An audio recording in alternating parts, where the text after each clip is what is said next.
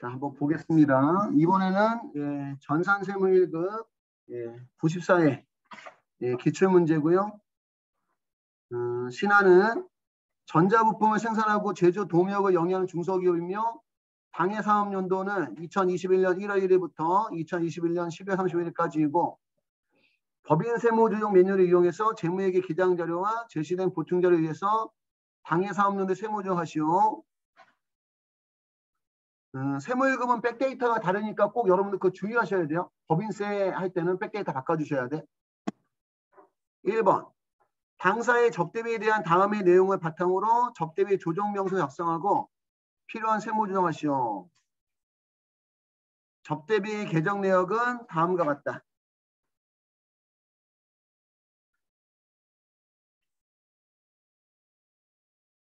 접대비 지출액은 모두 건당 여러분 10,000원 초과가 아니라 올해부터는 30,000원 초과예요.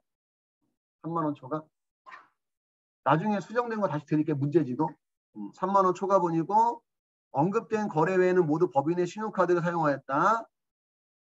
접대비 판매비와 관리비가 3,460만 원, 제조원가가 2,012만 원이고 모두 건당 얼마 초과했다? 3만 원 초과했다.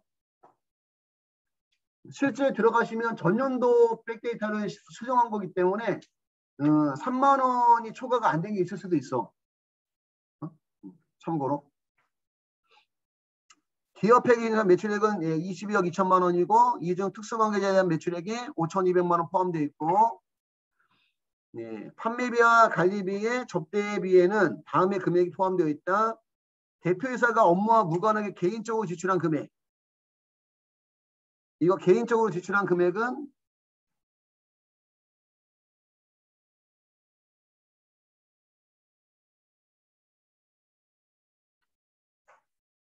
이거는 뭐가 되는 거지? 무슨 적 경비?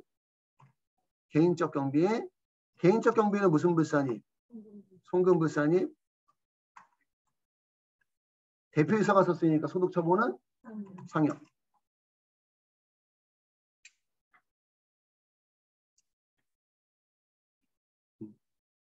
상여고.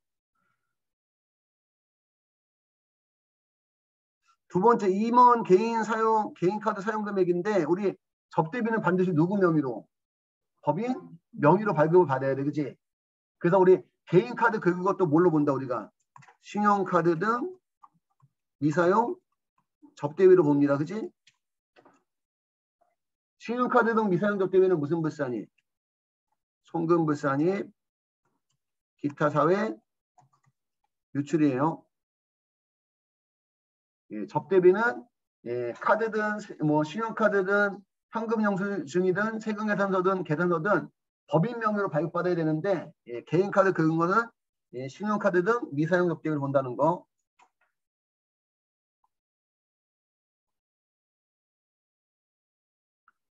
그 다음에 복료생비 제조 원가에는 다음의 금액이 포함되어 있다. 직접 생산한 원가 120만 원의 제품을 거래처 사업상 증여하고 아래와 같이 회계 처리하였다. 부가세 수령 신고는 정상적으로 이루어졌다. 접대비인데 그러니까 판매 목적의 제품을 거래처 선물 제공한 거잖아. 그지? 접대비인데 이거 우리가 무슨 접대비라 얘기하지? 현물 접대비라 얘기합니다.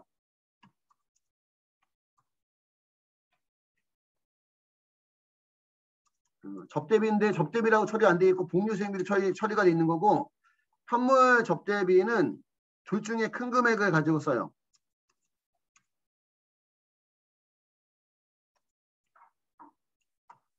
원가 120만 원에 부가세 18만 원 또한 138만 원과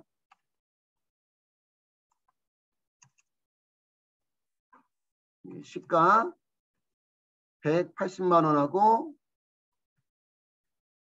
부가세 18만 원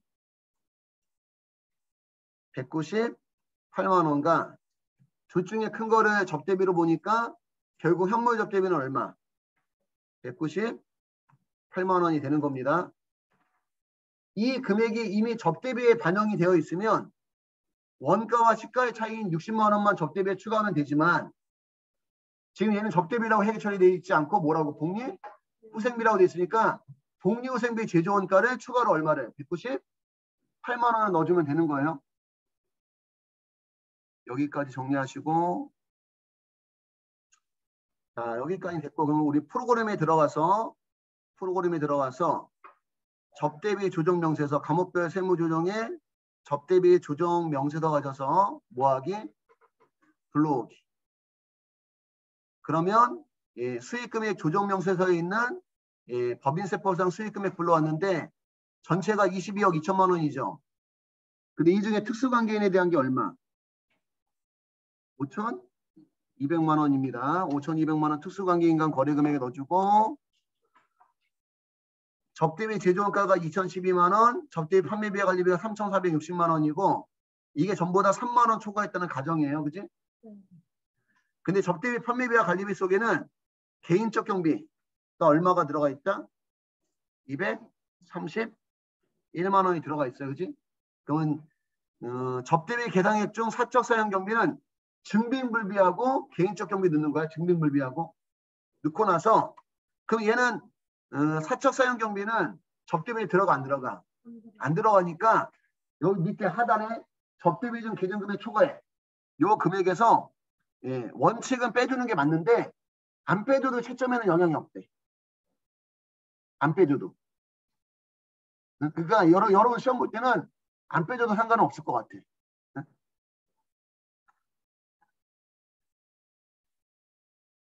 그지? 빼주는 게 맞는 거지. 왜냐면 얘는 접대비가 아니니까.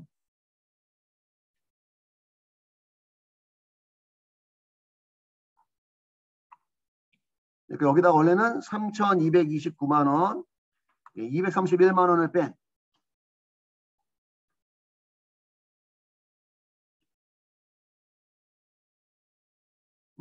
3,229만 원 넣는 게 맞는 건데 안 뺀다고 채점에는 영향이 없다는 거 됐을까요?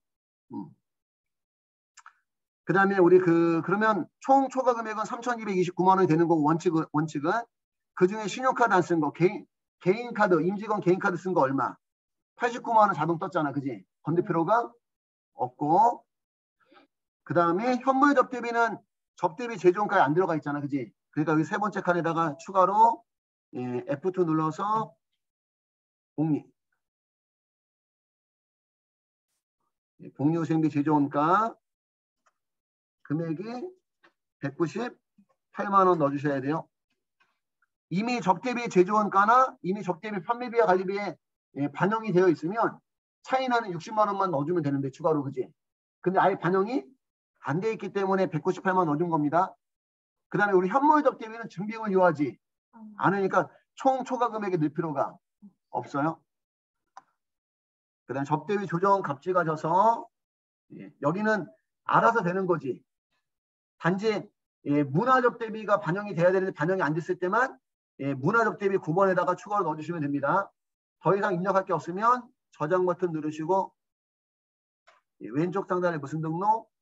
조정 등록 눌러서 예, 접대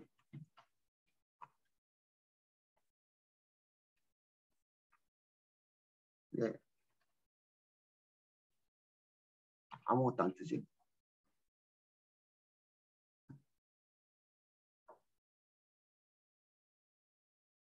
직접 입력이 그냥 자동으로 돼 있네.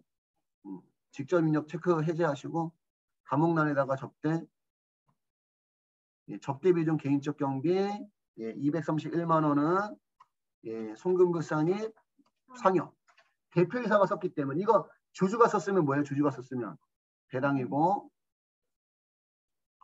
그 다음 접대 예, 신용카드 등 미사용액 89만 원은 송금부산이 기타 사회에 줄이고 그 다음에 접대비 한도 초과액 한도 초과액은 1,098만 400원 송금부산이 기타 사회에 줄입니다.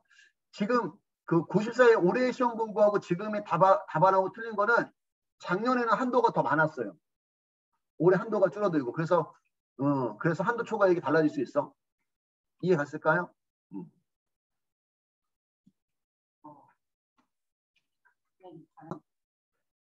자, 두 번째, 다음의 자료에서 업무무관 부동산 등에 관련한 차입금이자 조정명세서를 작성하고 관련 세무 조정하시오.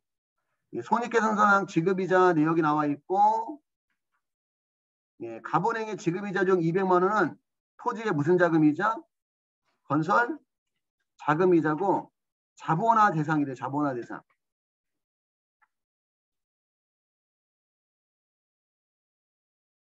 그럼 우리 건설 자금이자는 무슨 중인자산? 건설 중인자산 처리해야 되는데 손익계산서에 무슨 이자로? 지급? 이자 비용 돼 있다는 얘기야. 그치? 그러니까 무슨 불산입? 송금불산입. 건설 중인 자산이니까 소득 처분은 유보죠. 유보. 자산 처리해야 되는데 비용 처리했으니까.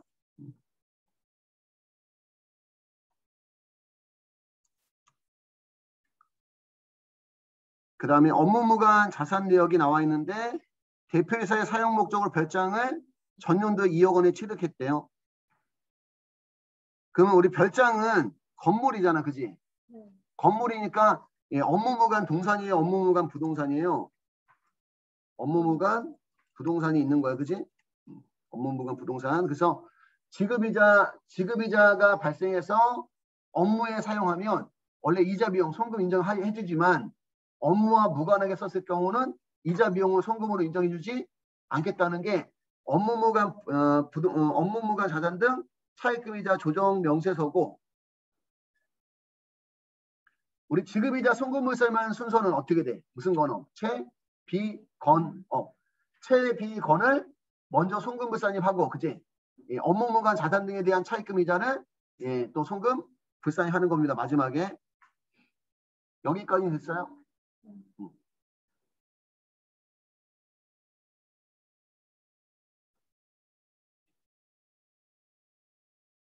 자, 그러면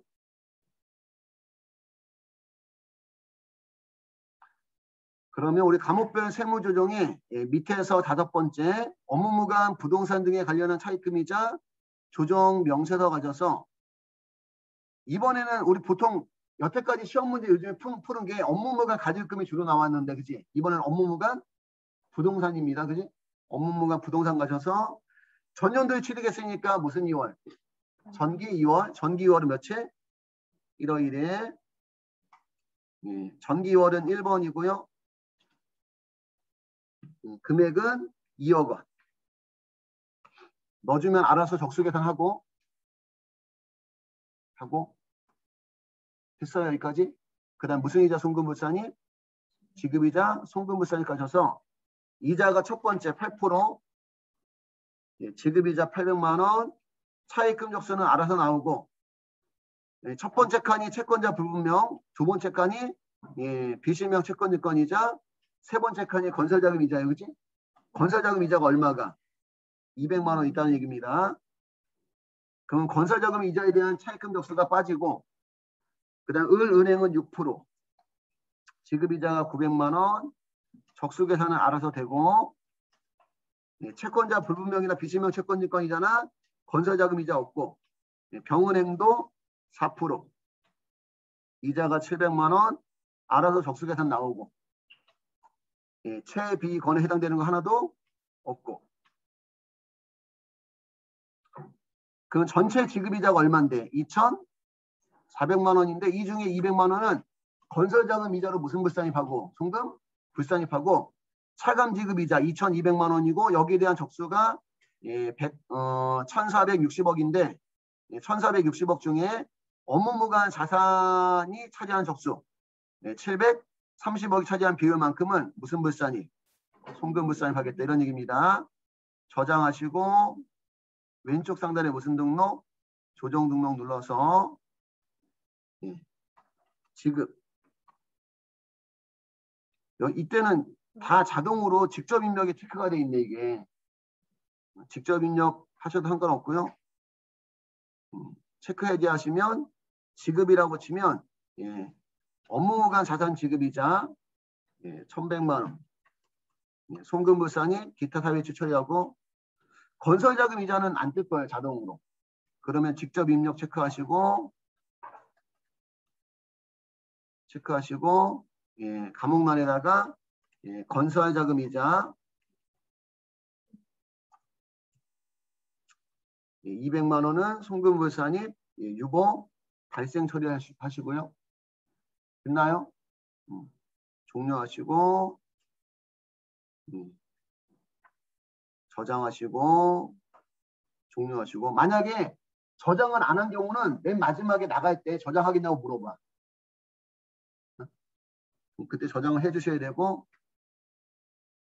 세 번째 다음 자료를 이용해서 업무용 승용차 관련 비용 명세서를 작성하고 관련된 세무조정을 소득금의 종합계표에 반영하시오. 이번에는 승용차를 취득을 한 것 같아.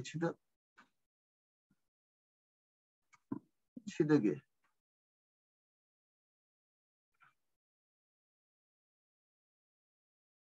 하나는 800번대 판매비와 관리비 경비 부분이 여기는 왜 경비 부분이 없는 거지? 일단은 얘는 우리 어디로 가야 돼요? 과목별 세무조정에 업무용 승용차 관련 비용 명세서 그지 맨 밑에 가셔서 먼저 업무용 승용차 등록을 실행해 주셔야 됩니다. 업무용 승용차 등록을 예, 실행해 주시고 이미 등록이 되어 있네. 그지? 시험이 등록된 상태로 나왔네. 예, 제네시스는 예, 고종상 개정 과목이 차량 운반구 취득일자를 그러면 취득일자를 이거 18년도로 바꿔줄게. 이게 제가 전년도 문제라서 1년씩 업을 했거든. 이따가 드리프린트에는 됐고 요거는 요것도 수정을 했어야 되는데 안 되는 거네 그러면. 일단 요거 취득일자 2018년 7월 1일로 바꿔줄게요. 2018년 7월 1일로 바꿔주시고 판매비와 관리비 대표이사 자가고 예, 빌린 게 아니니까 임차는 아니고 예, 보험가입 여부도 바꿔줄게요. 이것도 1년 업을 해서 2021년 1월 1일부터 2021년 12월 31일까지 2021년 1월 1일부터 2021년 12월 31일까지고 운행기록부를 작성했다 나왔고 출퇴근 사용했다고 나왔고 총 주행거리가 25,000km, 업무 사용거리가 22,500km, 취득가액, 감가상각비, 유류비, 보험료, 자동차세 나왔고 예, 전기와 누적거리는 따로 나오진 않았죠. 그지? 따로 나오지 않았는데 출퇴근거리가 따로 나오지 않았고 말리부도 요거 연도를 2021년도로 바꿔놓을게요. 2021년도 1월 1일 800번대 판매비와 관리비 가장 이건 렌트 빌린 거네요. 임차기간도 2021년도로 2021년 1월 1일부터 2021년 12월 31일까지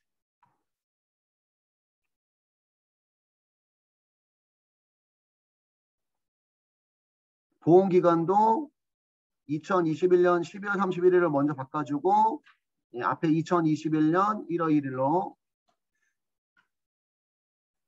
여기 있는 데이터도 수정해 줬어야 되는데 제가 놓쳤네요. 이 부분은 운행기록부 사용하고 출퇴근 사용하고 예, 이번 연도에 취득했기 때문에 전기와 누적거리 없고 출퇴근거리 따로 나오지 않았고 그치? 여기까지 됐을까요? 그러니까 지금 시험에서는 여기는 예, 입력을 해서 나온 거야 지금 시험에서는 이해 갔어요 무슨 얘기인지? 그리고 업무용 승용차 관련 비용 명세서 가셔서 세로 불러오기 하면 앞에서 업무용 승용차 등록 실행한 거 불러오죠. 그럼 우리 제네시스는 총 주행거리가 몇 킬로예요? 25,000 킬로고 업무용 사용거리가 22,500km고 업무 사용 비율이 몇 프로? 90%니까 결국 90%만 손금으로 인정해 주겠지. 그지? 취득가액은 6천만 원이고 회사가 감가상각비를 얼마를 잡았어요? 1,200만 원 잡았어요. 자, 요것도 우리가 좀 고려를 해봐야 되는데 이게 지금 언제 취득한 거지? 18년도에 취득했네. 그지? 그럼 이번 연도는 몇 개월이? 12개월이 다 해당이 되지. 그러면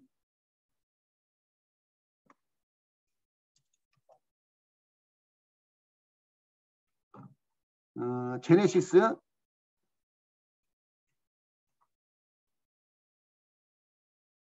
업무용 승용차는 내용연수 몇 년? 5년에 정액법 강제 상각입니다. 그러면 취득원가가 얼마고? 6천만 원이고 내용연수가 5년이니까 1,200만 원이 세법상 상각범위액이야. 그지? 이해 가요? 근데 만약에 회사 계상액이 단기즉시상각 의제까지 포함해서 여러분 회사 계상액은 우리 감가상각에서 회사 계상액은 어떻게 되는 거지? 회사가 계상한 상각비, 그지? 그 다음에 단기즉상각 의제, 그 다음에 전기오류, 수정, 손실. 그 다음에 어제 또 하나 나온 거 하나 있었는데 손상차손. 이거 다 더한 금액을 무슨 계상액으로? 회사 계상액으로 보는 거야. 1,200만 원인데 회사 계상액이. 세법상 한도하고 비교하면 세법상 한도도 얼마니까? 1,200만 원이니까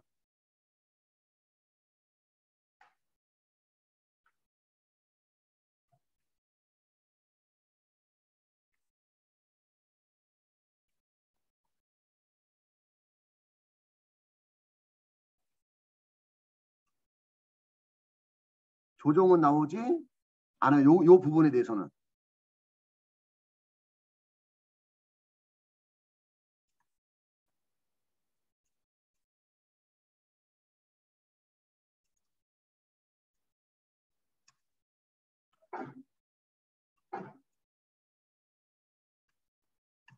발생하지 않는데 이렇게 나오면 우리가 뭐 신경 쓸 게 덜해지는데 만약에 이런 경우 한도 미달액이 나왔을 때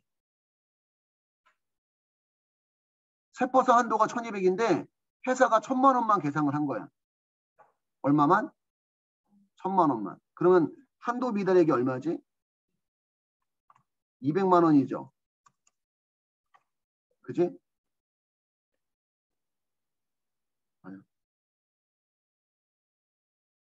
근데 세법은 정액법 무슨 상각이니까? 강제 상각이니까 한도 미달액이 발생하면 송금산입, 유보 발생해 주셔야 돼. 요 부분에 대해서. 근데 이게 자동으로 안 뜨는 것 같아요. 요 부분까지는. 만약에 1,500만 원 잡아서 한도 미달이 아니라 이제 한도 초과액일 때는 초과액에 대해서는 요 부분은 또 무슨 불산입? 송금 불산입을 해주셔야 되고.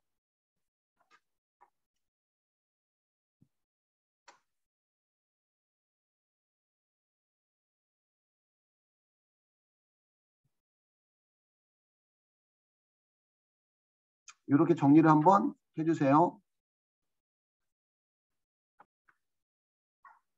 그리고 여기는 지금 우리 프로그램 있지, 여기 프로그램. 여기에 감가상각비는 무조건 세법상 상각 범위액을 쓰는 거야. 그러니까 만약에 회사가 지금 세법상 상각 범위액이 1,200만 원이니까 1200만 원을 생각을 해야 되는데 회사가 1000만 원 계상했다고 하더라도 여기다가는 얼마 써줘야 돼? 여기다가는 1200을 써줘야 돼. 그 대신 1200만 원에 미달하게 우리가 회사 계산했기 때문에 미달한 금액은 우리가 무슨 산입? 송금산입이나 세무조정 해줘야 되는 거란 얘기지. 그리고 만약에 회사가 가대 계산한 경우 세법상 한도는 1200인데 회사가 1500을 잡았다. 그러면 1500을 잡았다고 하더라도 여기는 얼마를? 1200만 원 넣는 거란 얘기입니다. 이해 갈까요? 넣고 한도 초과한 금액은 또 무슨 불산입? 송금? 불산입을 해주셔야 되고. 이해 갔어요? 무슨 얘기인지? 그다음 우리 감가상각비는 1200만 원 넣고 임차한 게 아니니까 임차료 해당 사항 없고 여기 감가상각비 상당액은 임차료 넣었을 때 자동으로 나오는 거 얘기하는 거고요. 유류비 500. 그 다음에 보험료 150. 그 다음에 자동차세가 70만 원 넣고 78만 원.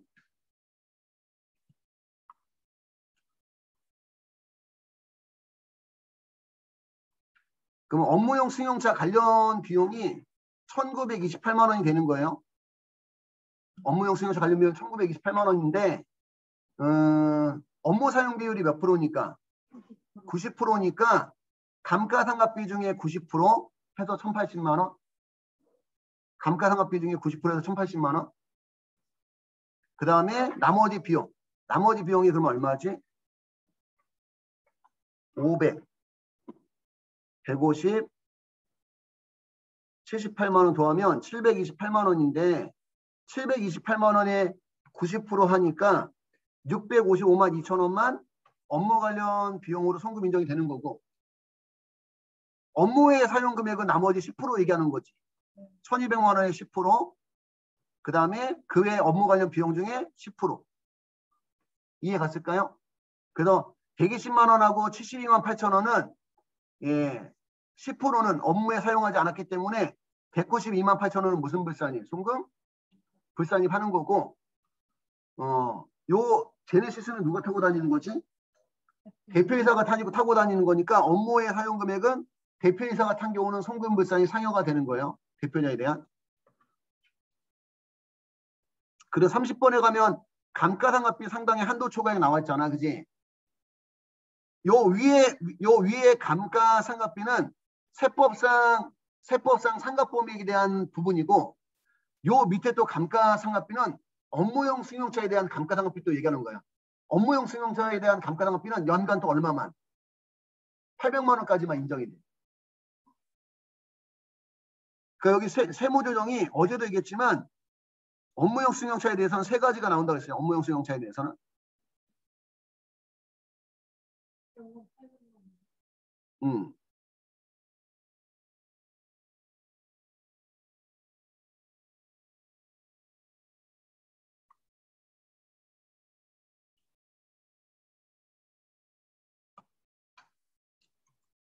업무용 승용차 세무조정 순서가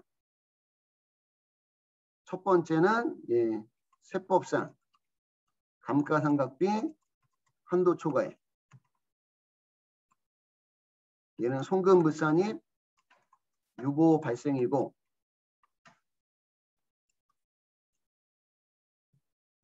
두 번째는 세법상 감가상각비 한도 미달액은 송금산입 유보 발생이고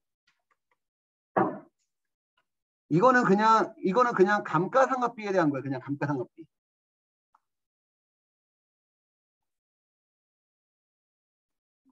그냥 감가상각비에 대한 거고 그 세 번째에 있는 거는 업무용 승용차에 대한 또 감가상각비야. 그러니까 이게 그냥 감가상각비 만약에 취득원가가 6천만 원이고 내용연수가 5년이고 그러면 내용연수 5년 나눴을 때 1년에 범위액이 얼마? 1,200만 원이잖아. 그지?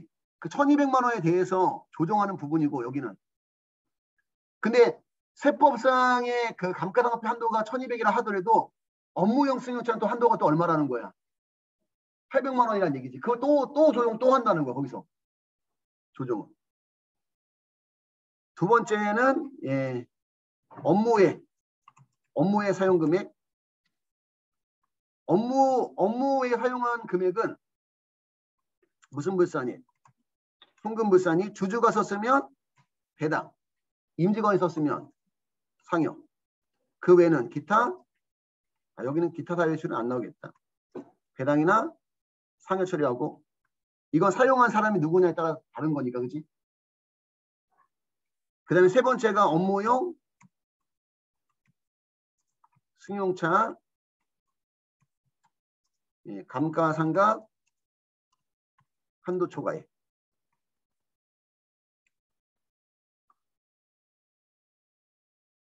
이는 송금 불산입 유보 발생이고요. 업무용 승용차에 대한 감가상각 한도는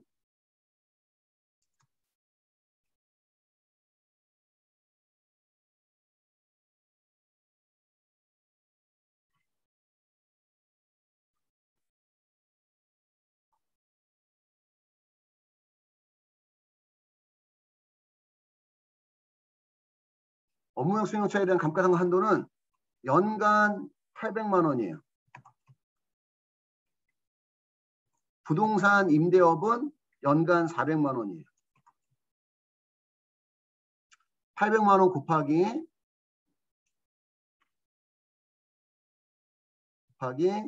12분의 사업연도 월수 또는 사용 월수.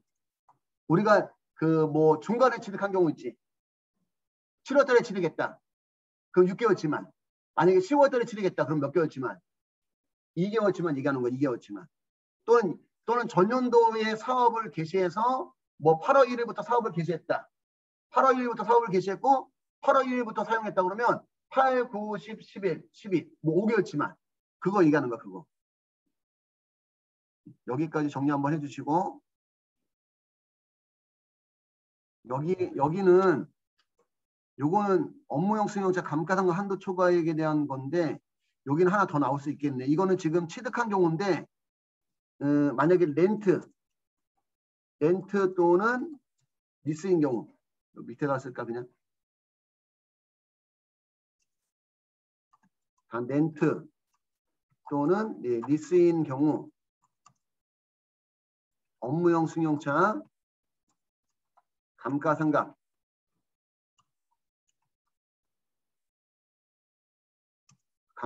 상당액 한도 초과액은 송금 불산입 기타 사유일출이에요.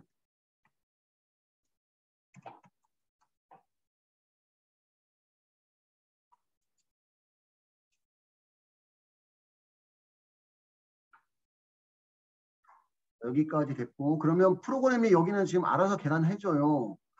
지금 1200만 원 중에 업무 사용 비율이 몇 프로라서 90%라서 지금 감가상각비 1080만 원 인정했잖아. 그지? 근데 업무용 승용차에 대한 감가상각비가 얼마이기 때문에 800이기 때문에 그지? 1080에서 800을 빼면 얼마는 280만 원은 또 송금 인정해주지 않겠다는 얘기예요. 그래서 업무 외에 사용하는 금액은 감가상각비 120만 원, 그 다음에 그 외에 업무용 승용차 관련 비용은 72만 8천 원은 업무에 사용했기 때문에 송금을 사입하고, 요 280만 원은 업무용 승용차 감가상각비 한도 800만 원 초과했기 때문에 송금을 사입하고, 요거 다 합친 금액이 472만 8천 원이라는 얘기입니다. 그러면 결국은 1455만 2천 원은 송금 인정이 된다. 이런 얘기고, 감가상각비 한도 초과액 2월액 명세는 전기 2월된 금액은 없고, 이번 연도에 지금 한도 초과해서 넘어가는 금액이 얼마? 280만 원이에요. 요 금액은 다음 연도 가서 감가상각비를 그 업무용 승용차 그 감가상각비 한도 800만 원보다 미달하게 잡으면 그때 무슨 산입이에요? 송금? 산입이 나오는 거야. 여기까지 하고, 두 번째 말리부. 말리부는 총 주행거리가 몇 킬로? 4만 킬로. 4만 킬로. 업무용 사용거리도 4만 킬로. 업무 사용 비율은 100%, 그지? 취득한 게 아니라 렌트한 거고, 그지? 임차료가 얼마야, 임차료가? 1200만 원. 임차료가 1200만 원인데 렌트한 경우는 70%까지를 감가상각비 범위액으로 봐요. 그러니까 임차료 속에 여러 가지 뭐 보험료라든가 여러 가지 관련 비용, 수리비라든가 이런 게 다 고려가 돼 있을 수 있다는 얘기야. 그래서 1200만 원에 70%만 뭘로 본다? 우리 감가상각비로 본다는 얘기입니다. 840만 원. 그러면 1200에서 840만 원 빼 나머지가 얼마지? 1200에서 840만 원 빼 나머지 360만 원은 그 외 업무용 승용차 관련 비용으로 보는 거야. 1200에서 840만 원 빼 나머지를 다 인정 안 해주는 게 아니라 1200만 원 중에 840만 원만 감가상각비 상당액으로 보고 그 금액을 빼 나머지는 그 외 업무 관련 비용으로 본다는 얘기지. 뭐 유류비나 보험료나 뭐 이런 걸로 식으로 보는 거고. 유류비가 얼마예요? 유류비가 360만 원이고요. 그래서 전체적인 업무용 승용차 관련 비용이 1560만 원입니다. 1560만 원이고 감가상각비 상당액이 840만 원이고 1560에서 840만 원 빼 나머지가 얼마? 720만 원. 얘는 그 업무 사용 비율이 100%이기 때문에 다 인정이 되는 거야, 그냥. 우선은 여기까지는. 업무의 사용 금액은 없다는 얘기지. 없는데 아까도 얘기했지만 우리 업무용 승용차에 대한 감가상각비 한도가 얼마다 보니까 업무용 승용차에 대한 감가상각비 한도가 얼마다 보니까 800이다 보니까, 그지? 800만 원 또 초과했다고 얼마는 40만 원 또 송금을 하겠다는 얘기지. 1200만 원에 70%가 840만 원입니다. 그지? 요만큼을 감가상각비 범위액으로 보는 거고 전부 다 업무 사용 비율이 100%이기 때문에 840만 원 다 인정해. 그래서 업무의 금액은 없어.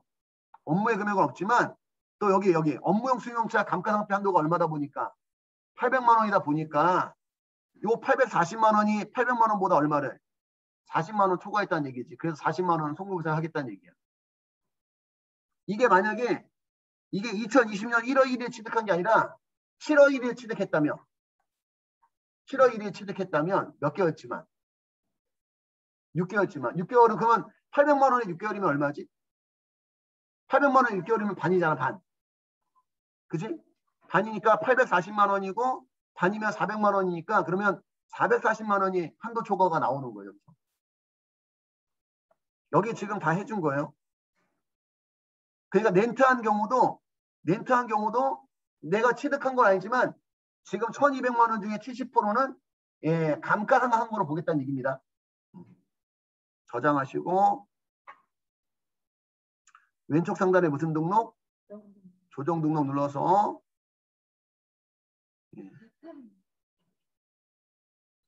요 업무 미사용분은 요거는 제네시스에 대한 거죠, 그지? 그치? 업무. 직접 입력은 다 나오지 지금. 직접 입력 해제하시고 업무라고 한번 쳐봐요. 감옥이 나오나. 업무용 승용차 업무 미사용 있어요? 확인하시고 192만 8천 원은 대표자가 업무와 무관하게 썼기 때문에 송금물세 상여고 감가 업무용 승용차 감가상표 한도 초과는 지금 취득한 것도 있고 렌트한 것도 있잖아, 그지? 근데 걔가 지금 소득 처분이 달라. 취득한 거는 무슨 발생? 유보 발생 280만 원입니다. 그 다음에 업무용 승용차 감가상표 한도 초과. 여기 유보가 있고 기타 사유시 여기 있네, 그지?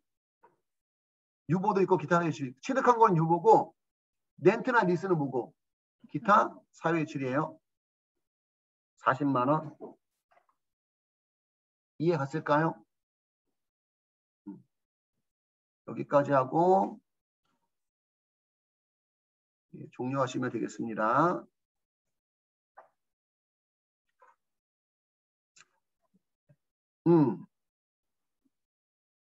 지금 세 가지가 나오는 거예요. 감가상각비고 한도 초과. 얘는 취득에 대한 거. 취득에 대한 거는 유보 발생이고, 감가상각비 한도 초과. 얘는 렌트나 리스. 리스한 경우는 기타 사유 치르고, 업무용 상용차 업무 미사용한 금액은 192만 8천 원인데 얘는 업무에 대표자가 업무에 섰기 때문에 대표자에 대한 뭘로 처리한다? 상여로 처리한다.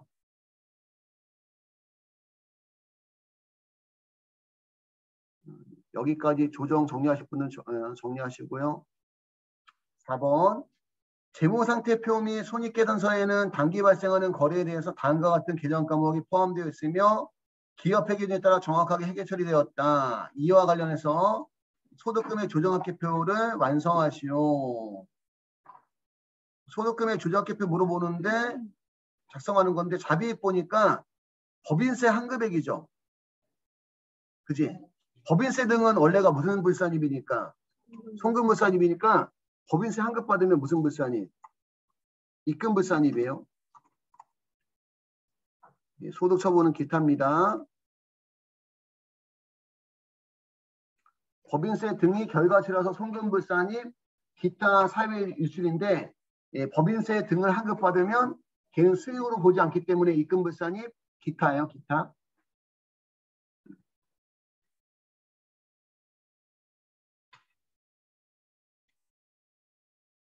입금불산입 기타. 수수료 비용은 대주주인 출자 임원이 사용하고 있는 사택의 유지비 400만 원을 포함되어 있다. 우리 사택의 사택 제공 이익은 비출자 임원, 소액주주 임원, 사용인에 대한 것은 손금으로 인정하지만, 그지? 그리고 그 직원들 입장에서는 근로소득이 아니지만 출자 임원, 무슨 임원? 출자 임원에 대한 사택의 유지관리비는 업무와 무관하게 쓴 걸로 봐서 무슨 불산입? 송금불산입. 출자 임원이니까 상여예요. 출자는 배당이고 원래가 임원은 상여인데 소득 처분할 때는 뒤에 거 따라가면 돼요. 두 개가 겹치면. 출자자면서 임원이면 그냥 출자자는 배당, 임원이면 상여인데 두 개가 같이 겹치는 경우는 뒤에 걸로 적으시 소득 처분하시면 됩니다. 그 상여고. 퇴직급여. 임원에게 지급한 퇴직금으로서 정강 규정에 의한 임원 퇴직금 한도액은 1,000만 원이다. 그럼 임원 퇴직금 한도 초과한 거네. 그지? 그지? 얘도 무슨 불산입? 송금불산입. 임원, 기속자가 임원이기 때문에 얘도 소득 처분은 뭐다? 상여고요. 상여고. 자기주식 처분이익. 기업회계는 자기주식 처분이익을 자본거래, 자본잉여금으로 보는데 법인세법은 자기주식 처분이익을 유가증권 처분이익으로 봐요. 이익거래로 본다는 얘기지. 그래서 회사는 자기주식 처분이익을 자본잉여금 잡았는데 세법은 자기주식 처분이익을 유가증권 처분이익 수익으로 보니까 소득을 증가시켜줘야 됩니다. 그래서 무슨 산입? 입금산입이고 소득처분은 기타예요. 기타.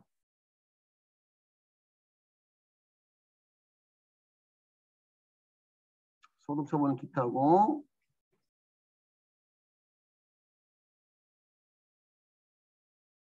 매도가능증권 평가이익은 기타포괄 성립 누계액인데 매도가능증권 평가이익은 소득처분이 두 개가 나와요.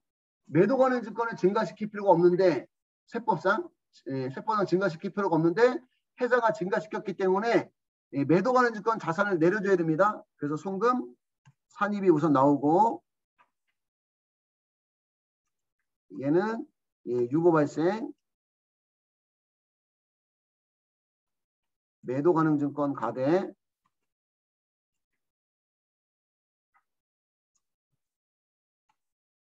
회사가 매도 가능 증권 평가 이익을 기타 포괄손익 누계액으로 계산했기 때문에 회사와 세법 간에 소득에 대한 차이는 없는데 예, 자산을 맞춰주기 위해서 송금산입하게 되면은 회사의 소득이 내려가는 문제가 있다. 그래서 원상을 회복시켜주기 위해서 다시 무슨 산입? 입금, 산입, 기타가 나옵니다. 매도 가능 증권 평가이익. 그래서 매도 가능 증권 평가이익이나 매도 가능 증권 평가 손실은 소득 처분이 두 개가 나와. 소득 처분이 두 개가 나오고 법인세 비용은 결과치니까 무슨 불산입? 송금 불산입, 기타, 사회 이출이에요.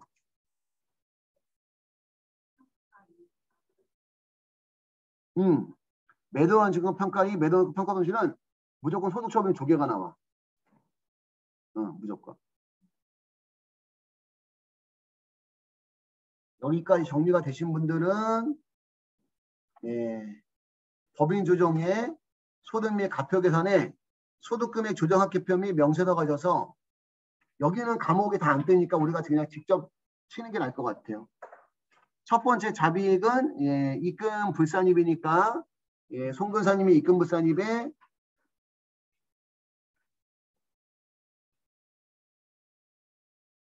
송근사님 입금 불산입에 법인세 등 한급액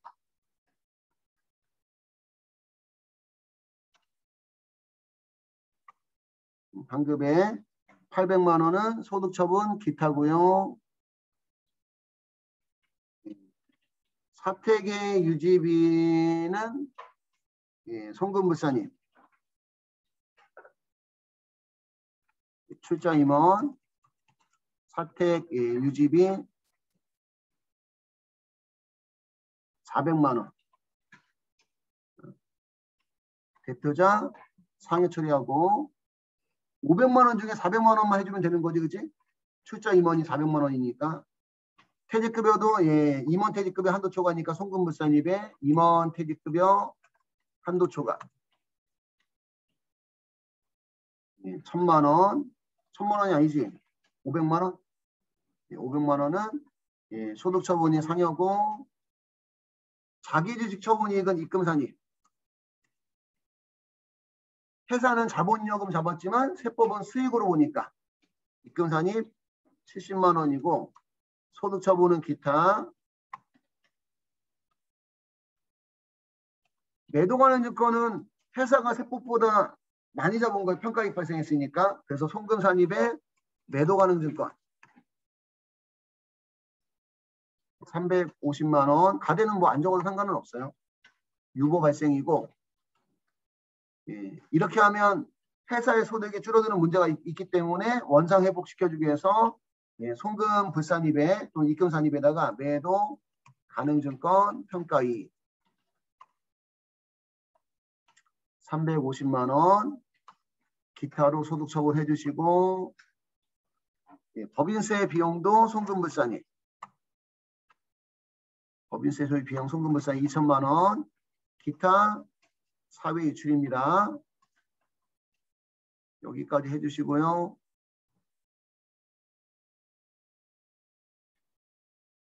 자, 이번에는 5번 다음 자료를 참고해서 단기 자본금과 적립금 조정명세서 가부를 작성하시오. 단 기존 자료 및 다른 문제 내용을 무시하고 아래 자료만을 이용하도록 하고 세무조정을 생략한다. 자본금과 적립금 조정명세서는 법인조정2에 예, 신고 부속서류에 자본금과 적립금 조정명세서가 있고요. 예, 을표와 가표가 있는데 예, 가부를 다 작성할 때는 을표를 먼저 작성하고 가표로 가는 겁니다. 참고로 자본금과 적립금 예, 조정명세서 을표는 소득처분 중 유보 또는 마이너스 유보만 관리하는 서식은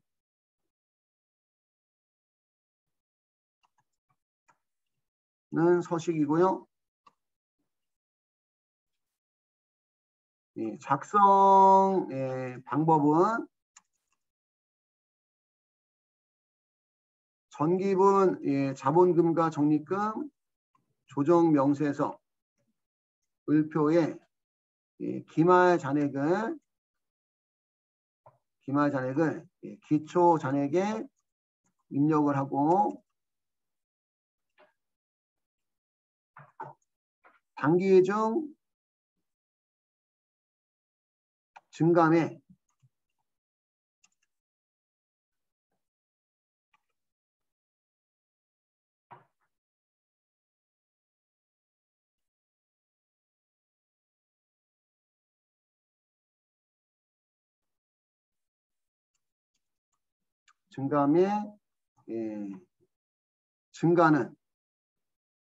증가는 유보 발생을 입력하고요. 감소는 유보 감소를 입력하는데 유보 감소를 입력할 때는 기초가 양수면 감소도 양수, 기초가 음수면 감소도 음수로 입력하면 됩니다.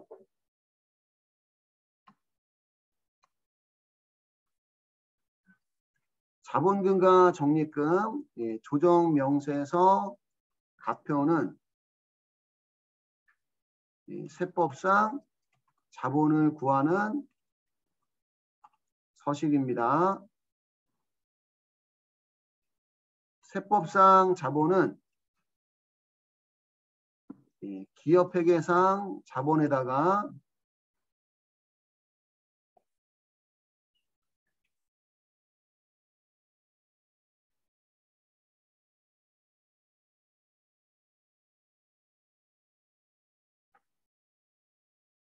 플러스 유보면 더하고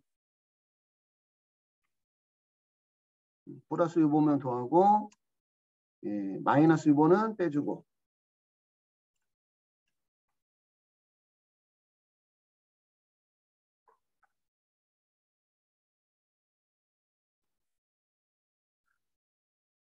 플러스 유보는 그만큼 자본이 증가한 거기 때문에 더하고 마이너스 유보는 자본이 감소한 거기 때문에 빼주고 그 다음에 법인세 등 증가액은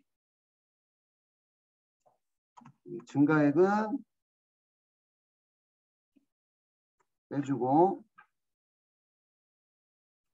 법인세 등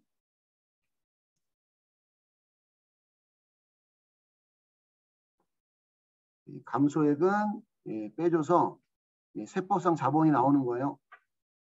손익계산서의 법인세보다 법인세가 증가했다는 얘기는 그만큼 세금이 더 나가니까 세법상 자본이 줄어드는 거고 손익계산서상 법인세보다 세법상 법인세 등이 감소했다는 얘기는 그만큼 법인세 등에 대한 세금이 덜 나가기 때문에 세법상 자본이 증가한다는 얘기지. 아니면 뭐 반대로 순서를 반대로 써놔도 상관은 없어요.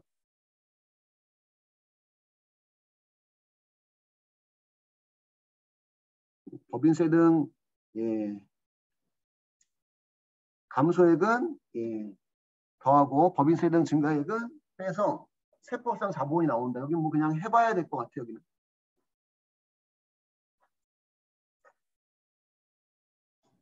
들어가 볼게요. 우리 자본금과 적립금 조정명세 을표 가니까 이미 막 불러온 거 있죠. 이거 왜 불러왔냐면 그 소득금의 조정합계표에 유보나 마이너스 유보 불러온 거예요. 이거. 소득금의 조정합계표에 유보나 마이너스 유보 돼 있는 거 불러온 건데 지금 이제 주어진 자료만 갖고 다른 문제 내용은 무시하고 아래 자료만을 이용하도록 하고 세무조정 생략한다 나왔으니까 재무상태표 요약본 말고 그 밑에 기타 있어. 기타. 요 내용을 입력을 해야 되는데 그 일단 얘네들은 기존에 입력되어 있는 건 삭제할게요. 기존에 입력되어 있는 거 전체 삭제. 전체 삭제하시고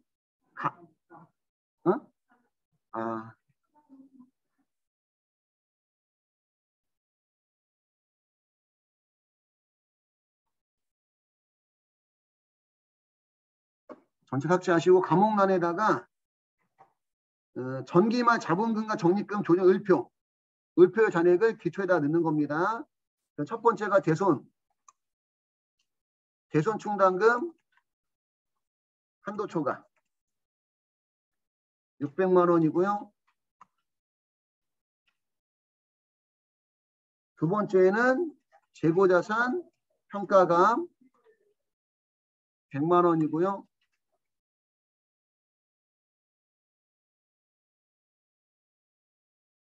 근데 여러분들 이거 배울 때 우리 이거 얘네들 무슨 조정적 오류요? 자동 조정적 오류가 배웠잖아, 그치? 자동 조정적 오류는 다음 연도 넘어가면 어떻게 해줘야 돼? 반대 세무 조정 해줘야 돼, 그치? 그럼 반대 세무 조정이면 얘네들이 전년도에는 유보 발생이고 이번 연도에는 무슨 감소? 유보 감소잖아. 밑에 2번 내용 안 보고도 그냥 감소에다 넣어주면 돼. 얘 둘은 넣어주는데 기초가 양수면 감소도 어떻게 해? 양수로. 기초가 재고 평가감도 양수니까 감소에 양수로 넣어주시고요. 2번 자료를 보니까 단기 대손충당 한도 초과 또 얼마 있어? 단기 거는 유보 발생이지. 그러니까 증가해 500만 원 넣어주시면 되고, 두 번째 2번은 재고자산 평가감된 재고자산이 모두 매각되었고 단기 만에 재고 평가감이 발생하지 않았으니까 요거 100만 원 감소로 없애주면 되는 거고요. 단기 세금가 원가금 송금부상이 유보 발생해. 그러면 세 번째 칸에다가 세금가 원가 이번 연도에 발생했으니까 단기 중 증가에다 넣어줘야 되겠지. 증가에다가 넣어줄 때는 입금사님이나 송금부사님은 양수로, 송금사님이나 입금부사님은 음수로 넣어주면 돼. 얘는 무슨 부사님이니까 송금 불사님이니까 양수로 70만 원 넣어주시면 되고, 일단 여기까지만 하겠습니다. 우선은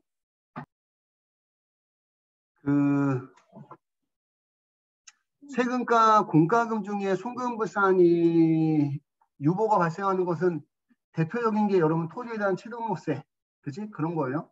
어쨌든 그런 게 발생했다 이런 얘기고, 그러면 여기까지 하면 자본금과 적립금 조정료 을표는 다 된 거고, 그 다음에 자본금과 적립금 조정료에서 값표 가보시면 여기 을표의 내용을 이렇게 불러와요. 그치? 을표의 내용 불러오고 여기 자본금이 잉여금 계산 있잖아, 그지? 자본금이 잉여금 계산이 기업회계상 자본이에요. 자본금이 잉여금 계산이 기업회계상 자본인데 그거는 자료를 줬어. 1번에다가 재무상태표 요약이라고 해서 전기말하고 단기말하고, 그지? 전기말이면 이번 연도에 기초가 되겠죠, 그지? 그러면 기초의 자본금은 2억. 기초의 자본금은 2억. 기말에 얼마가 됐으니까 3억 원이 됐으니까 단기 증가에 1억.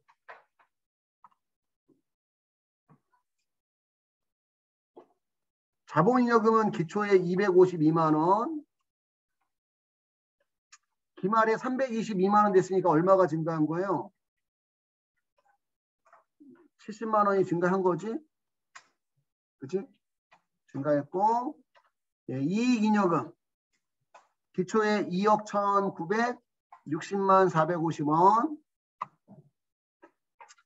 기말에는 3억 271만 2,580원. 3억 271만 2,585원.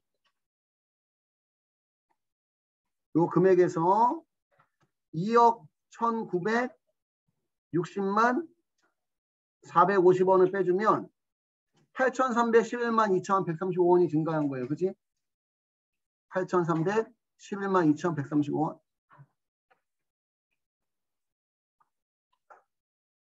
(83112135)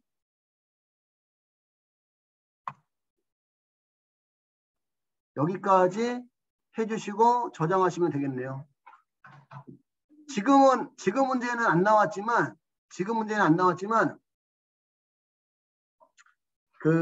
손익미계상 법인세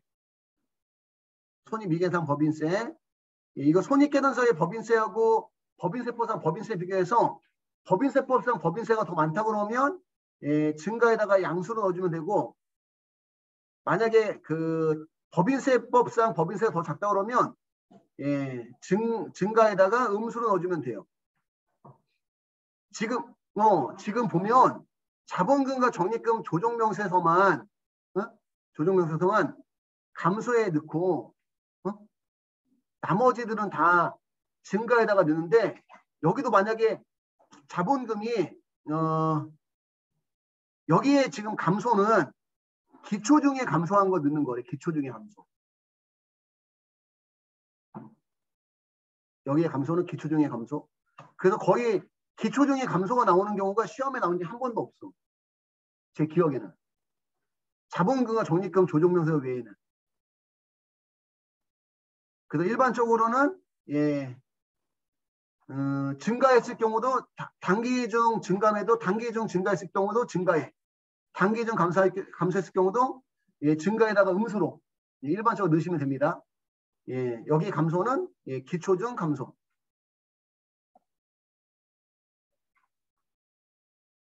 여기까지 하시고 저장 버튼 따로 없네요. 여기까지만 해주면 지금 이제 94회 법인세 실무가 끝난 겁니다.